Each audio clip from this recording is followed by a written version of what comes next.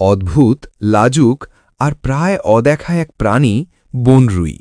পৃথিবীর অধিকাংশ মানুষ কোনো দিন এই প্রাণীটিকে সামনে থেকে দেখেনি, অনেকেই নামও শোনেনি। অথচ মানুষের লোভ আর ভুল ধারণার কারণে এই নিরীহ প্রাণীটি আজ বিলুপ্তির দ্বার প্রান্তে।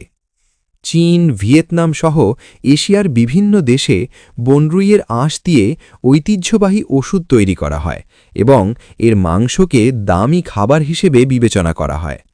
সাম্প্রতিক গবেষণায় বনরুইয়ের শরীরে এমন কিছু করোনা ভাইরাস ঘনিষ্ঠ ভাইরাসের উপস্থিতিও পাওয়া গেছে, যা নতুন করে এই প্রাণীটিকে আলোচনায় নিয়ে এসেছে।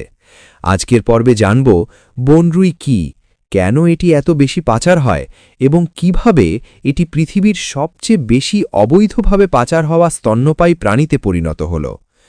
বনরুই নামটির পেছনে রয়েছে এর চেহারার বৈশিষ্ট্য। সারা শরীর রুই মাছের মতো শক্ত আঁশে ঢাকা এবং বন জঙ্গলে বিচরণ করার কারণেই এর নাম বনরুই। মালয় ভাষার পেঙ্গুলিং শব্দ থেকে ইংরেজি নাম প্যাঙ্গোলিন এসেছে। ভিয়েতনামের বিভিন্ন অঞ্চলে এদের ভিন্ন ভিন্ন নামে ডাকা হয়। এরা মূলত নিশাচর প্রাণী, রাতেই খাদ্যের সন্ধানে বের হয়। মুখে দাঁত নেই, কিন্তু রয়েছে অত্যন্ত লম্বা ও আঠালো জিহ্বা, যার সাহায্যে পিঁপড়া ও ছোট পোকামাকড় ধরে খায়। বনরুই একমাত্র স্তন্যপায়ী প্রাণী যার শরীর আঁশে আবৃত, আর এই আঁশই তাদের সবচেয়ে বড় বিপদের কারণ।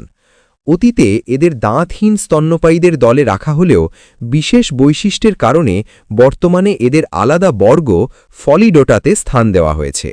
এই বর্গের একমাত্র সদস্যই হল বনরুই। এশিয়া ও আফ্রিকার কিছু দেশে বনরুই পাওয়া যায়। বিশ্বে মোট ৮ প্রজাতির বনরুই রয়েছে, 4টি এশিয়ায় এবং 4টি আফ্রিকায়। বাংলাদেশে 3 প্রজাতির বনরুই দেখা যায়: দেশি বনরুই, চাইনিজ বনরুই এবং মালায়ান বনরুই। স্বভাবে বনরুই অত্যন্ত লাজুক ও ভীতু।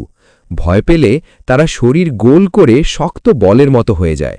তাদের আঁশ তখন বর্মের মতো কাজ করে।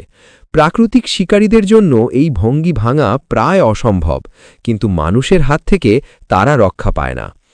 বর্তমানে বনরুই পৃথিবীর সবচেয়ে বেশি পাচার হওয়া স্তন্যপায়ী প্রাণী। চীন ও ভিয়েতনামে বনরুই হাঁস দিয়ে ওষুধ বানানো হয় এবং এর মাংসকে বিলাসবহুল খাবার হিসেবে বিক্রি করা হয়।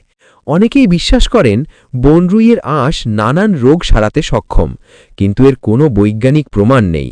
বনরুইয়ের আঁশ কেরাটিন নামের প্রোটিন দিয়ে তৈরি, যে একই উপাদান দিয়ে মানুষের নখ ও চুল গঠিত।